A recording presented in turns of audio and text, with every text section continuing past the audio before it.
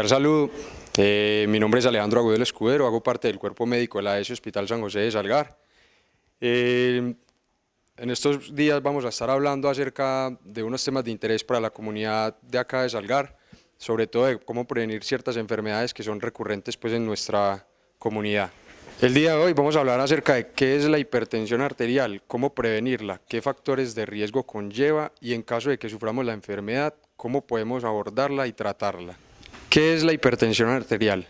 Se define como hipertensión arterial o cifras tensionales altas cuando una persona de manera crónica tiene cifras tensionales o presión sistólica y diastólica por encima de 140 o 90. Eso en caso de las personas que tengan menos de 60 años, porque en las personas que son mayores de 60 años, la presión arterial sistólica debe estar por debajo de 150 y la presión arterial diastólica por debajo de 90.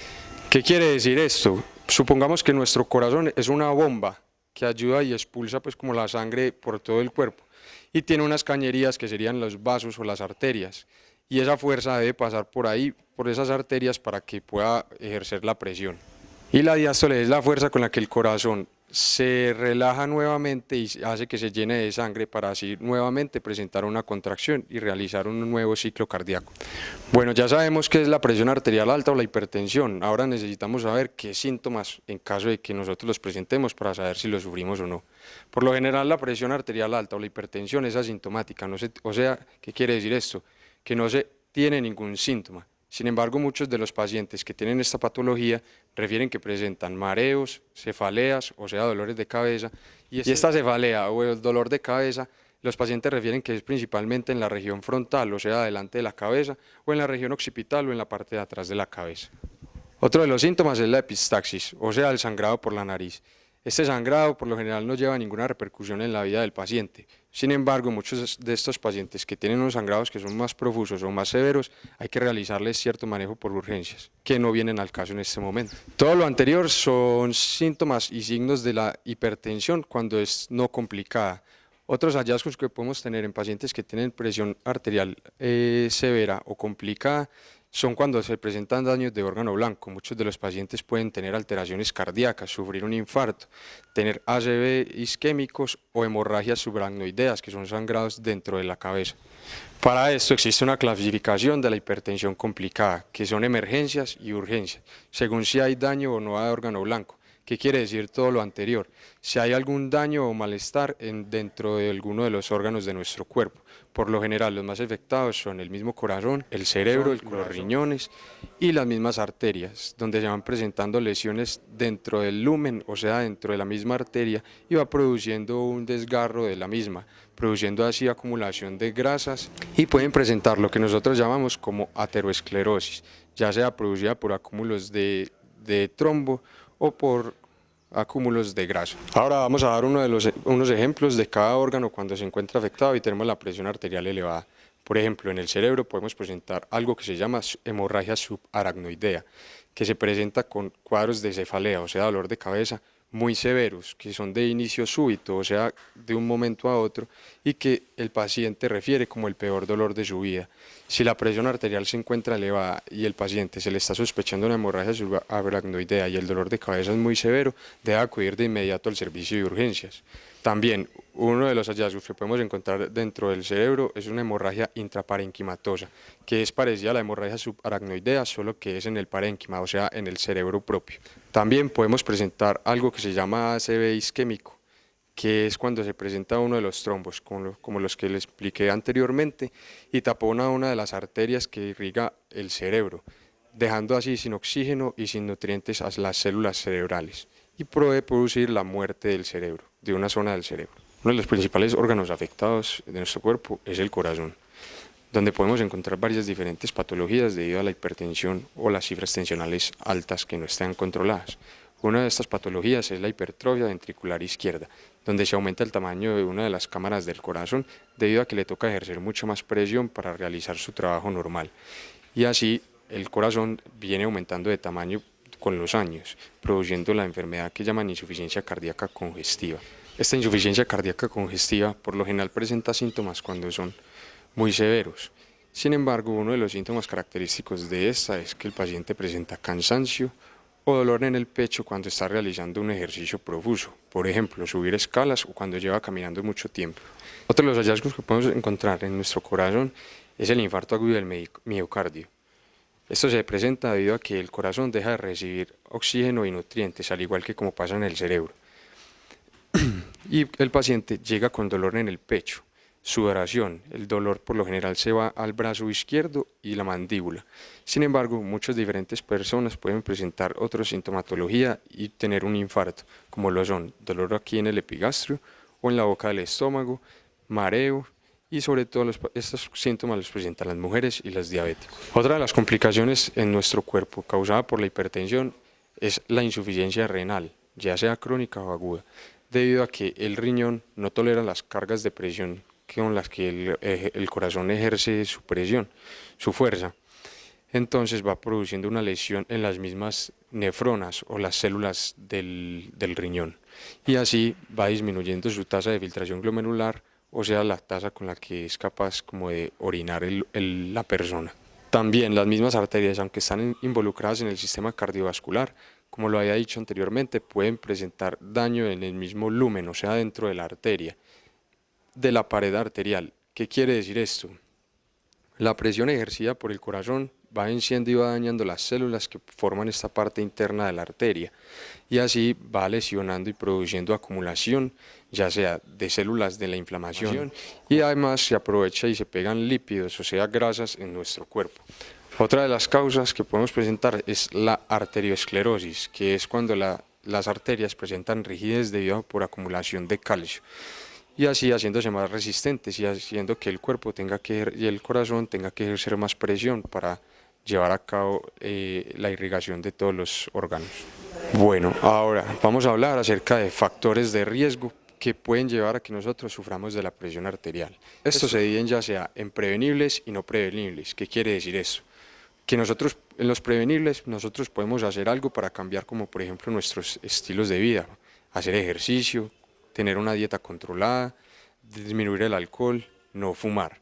Y otros como los no prevenibles, en los que por ejemplo se presentan casos de genética, que la familia toda sufre de la presión arterial. Por lo general uno va a tener el riesgo de sufrir de presión arterial elevada. Ahora vamos a hablar sobre los factores de riesgo que tenemos para sufrir esta enfermedad.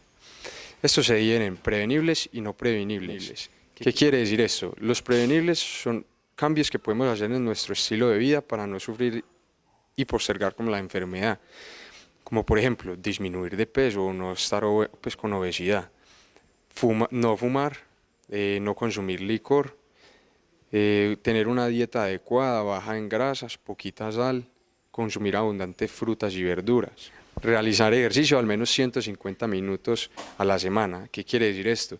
30 minutos al día por 5 días de la semana. Y los factores de riesgo no prevenibles, como son por ejemplo la genética, cuando la familia, el tío, el papá, la mamá, el abuelo, todos sufren de la presión arterial, aumenta el factor de riesgo para uno sufrir de la presión arterial.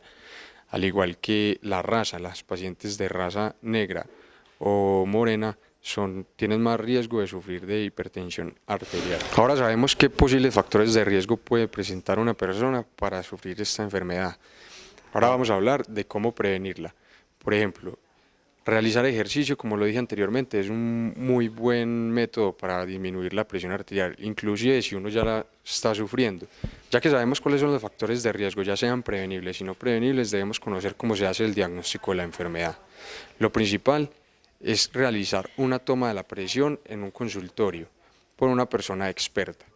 Si se obtienen resultados por encima de 140 en la presión sistólica y 90 en la diastólica en un paciente que sea menor de 60 años y no tenga el diagnóstico de esta enfermedad, se debe realizar un monitoreo ambulatorio de la presión. ¿Qué quiere decir esto? Que durante 3 días seguidos el paciente debe realizarse tomas de la presión, ya sea de pie y sentado, y se hace un promedio de estas presiones. Si el resultado es por encima de 140 y 90, el paciente sufre de presión arterial y requiere manejo antihipertensivo, o sea, con medicamentos. Si el paciente es mayor de 60 años, las cifras tensionales cambian a 150 en la sistólica y 90 en la diastólica, debido a que estos pacientes, por alteraciones y cambios normales de su edad, las cifras tensionales tienden a ser un poco más elevadas. También existe las tomas de presiones ambulatorias en la casa. No tiene que ser directamente aquí en el servicio de urgencias.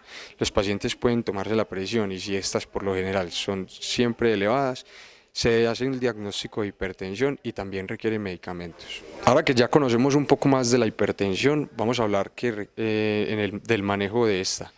Bueno, ahora en cuanto al tratamiento de la hipertensión arterial, es bueno que sea recetado por un médico que tenga conocimientos acerca de la enfermedad, debido a que ciertos medicamentos pueden tener dichos efectos adversos pues, en las personas. Entonces se recomienda pues que la persona consulte y en caso de que tenga la presión arterial el médico sea el que recomiende los medicamentos, debido a que existen varios tipos y varios funcionan de diferentes maneras que la persona según con las características de la enfermedad y las patologías de base que tenga requiere o no dichos medicamentos. Ahora para redondear sobre la hipertensión ya sabemos qué es la presión. Nuevamente repito, es las cifras tensionales por encima de 140 en la sistólica y 90 en la diastólica. En las personas menores de 60 años, en las mayores de 60 debe ser por encima de 150 y 90. Ya sabemos también cuáles son los principales síntomas que se presentan en las personas que sufren dicha enfermedad, lo que habíamos dicho anteriormente que es la cefalea, el dolor, o sea el dolor de cabeza, los mareos y los episodios de sangrado por la nariz. Sin embargo, recuerden que la presión arterial alta por lo general no presenta ninguna sintomatología y en los pacientes por eso nunca consultan al servicio. En cuanto a los factores de riesgo, recordemos que existen prevenibles y no prevenibles. Los no prevenibles no podemos hacer nada para no sufrir la enfermedad, pero sí podemos actuar en los prevenibles. De esto se trata nuestra charla, de que los pacientes entiendan que realmente hay y podemos hacer cosas para no sufrir esta enfermedad que aqueja a tantas personas de nuestra comunidad, como lo son la obesidad, el sedentarismo o no realizar ningún tipo de ejercicio, consumir abundantes grasas en la dieta, el tabaquismo o el cigarrillo también es un alto componente de nuestra comunidad y que también tiene mucho que ver en la enfermedad, el alcohol, las dietas bajas en verduras y frutas y las causas no prevenibles que ya tenemos conocimiento que son la raza, la genética y por ejemplo enfermedades como la diabetes y enfermedad renal crónica.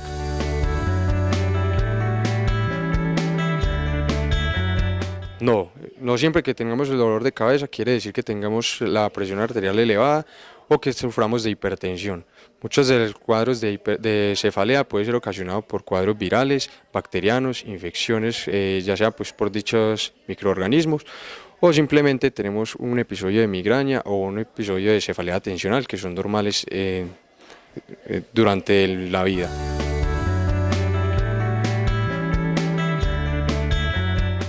Como había explicado anteriormente, sufrir de la presión arterial es un factor de riesgo para que uno presente ya sea un infarto cerebral como un infarto cardiovascular. Pero muchas personas que son controladas y tienen la enfermedad no tienen un infarto, no tienen un episodio de ACV isquémico. Sin embargo, sí hay que tener presente que se debe controlar la presión arterial para que no se presenten dichas patologías.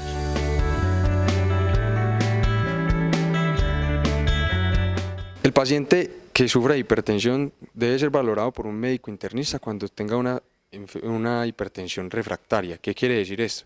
Cuando a pesar de tener 3 medicamentos con buena dosis y el paciente sea adherente al tratamiento, siga presentando cifras tensionales elevadas.